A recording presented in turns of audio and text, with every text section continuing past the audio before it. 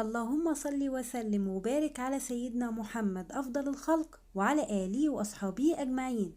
ازيكم عاملين ايه؟ يا رب تكونوا بألف خير. هعمل النهاردة إن شاء الله معجنات سهلة وحلوة قوي بكوبايتين دقيق بس. هنعمل المعجنات القمر دي تنفع كده للفطار مع كوباية شاي بحليب بعجينة قطنية وهشة بتدوب في البق. ومقاديرها بسيطة، بس عايزاكم تشجعوني وتحطوا لايك حلو للفيديو، وتعالوا نسمي الله ونبتدي على طول في وصفتنا. المقادير اللي هحتاجها للعجينة: كوباية لبن دافي، معلقتين كبار سكر، كيس خميرة، معلقتين كبار زيت، بيضة، كيس فانيليا، ونص معلقة صغيرة بيكنج باودر، وكوبايتين ونص دقيق، ومعلقتين كبار زبدة. في البداية هضرب اللبن مع السكر والخميرة وهسيبهم على جنب لمدة 5 دقايق.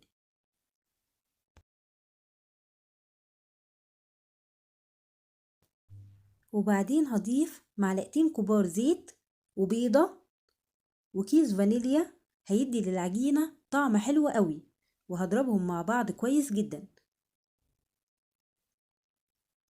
وهنزل بالدقيق مع رشة ملح وبيكنج باودر وهعجن. وقبل ما ألم العجينة هضيف الزبدة وهلم العجينة لحد لما تدينا عجينة طرية بتلزق بسيط في الإيد.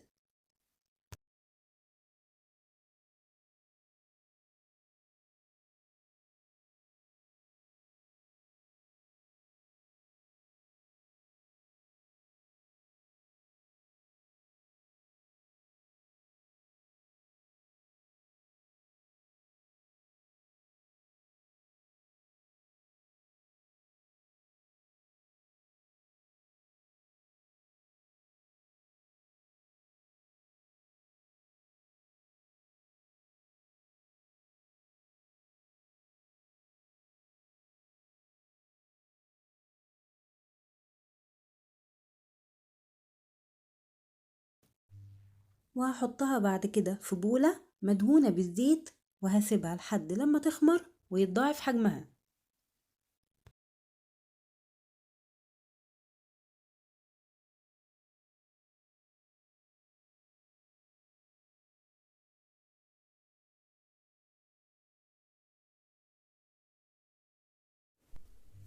ودي شكل العجينة بعد ما خمرت.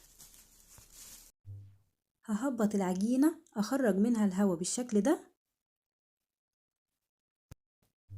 وهشكلها لكرات صغيرة وهرصها في صينية عليها ورقة زبدة أو مدهونة بالزيت.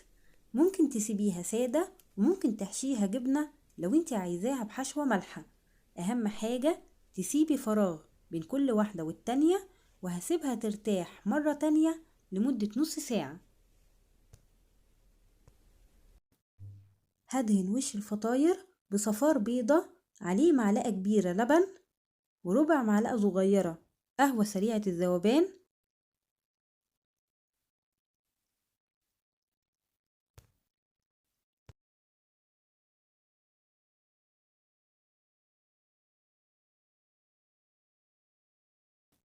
وهتدخل فرن ساخن مسبقا على حرارة 200 درجة مئويا، ومش بتاخد وقت خالص.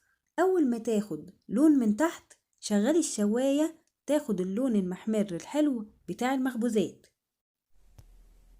ودي شكلها بعد ما خرجت من الفرن ما شاء الله. هغطيها بفوطة علشان تمتص كل الحرارة. دلوقتي بقى هحشيها شوكولاتة بالطريقة اللي حضراتكم شايفينها ديت. وزي ما قلتلكم ممكن تسيبوها سادة وممكن تحشوها جبنة أثناء ما بتشكلوا العجينة زي ما انتوا عايزين.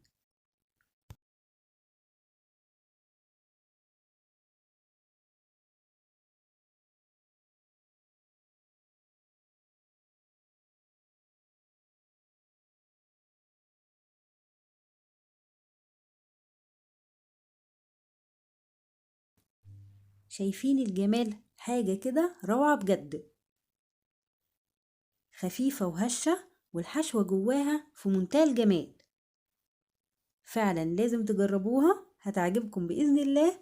أتمنى إن الفيديو يكون عجبكم، واشوفكم على خير في فيديو جديد، ووصفة جديدة من وصفاتي، والسلام عليكم.